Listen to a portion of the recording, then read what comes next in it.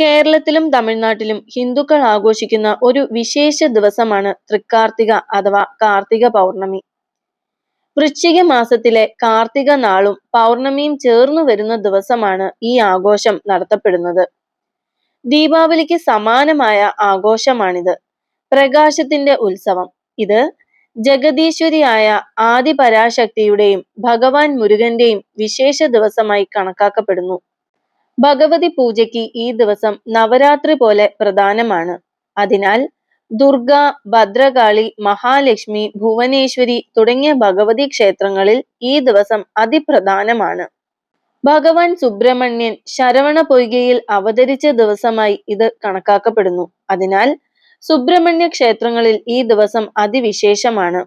ശിവപാർവതി പൂജയ്ക്കും ഈ ദിവസം വിശേഷമായി കണക്കാക്കപ്പെടുന്നു. ത്രിപുരരെ വധിച്ചു വരുന്ന പരമശിവനെ പാർവതി ദീപം കൊളുത്തി സ്വീകരിച്ച ദിവസമാണ് എന്ന പുരാണ കഥയാണ് ഇതിന്റെ അടിസ്ഥാനം. അതിനാൽ ദീപോത്സവമായി തൃക്കാർത്തിക ആഘോഷിക്കപ്പെടുന്നു. സമ്പത്തിന്റെയും ഐശ്വര്യത്തിന്റെയും ഭഗവതിയായ മഹാലക്ഷ്മിയുടെ സാന്നിധ്യം ഭൂമിയിൽ ഉണ്ടാകുന്ന ദിവസമാണിതെന്നും വിശ്വാസമുണ്ട്.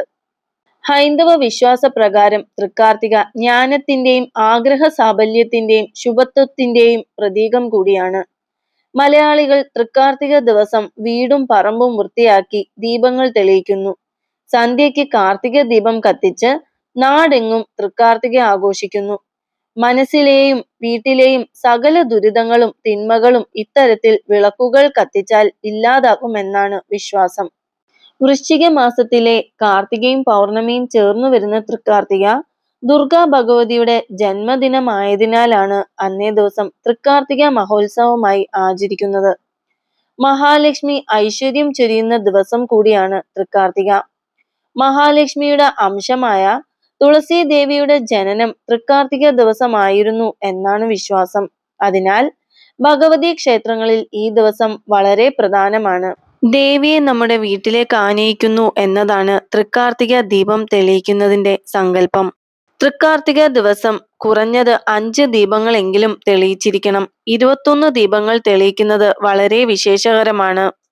തൃക്കാർത്തിക ദിനമായ നാളെ 21 ദീപങ്ങൾ തെളിയിക്കുന്നതിലൂടെ നിങ്ങളുടെ വഴികളിൽ നിന്നും ഇരുട്ടും ദുഃഖവും നീങ്ങി മുരുകന്റെയും ഭഗവതിയുടെയും അനുഗ്രഹം നിങ്ങളുടെ കുടുംബത്തിലും കുടിലിലും നിറയട്ടെ എന്ന് ആത്മാർത്ഥമായി പ്രാർത്ഥിച്ചുകൊള്ളുന്നു.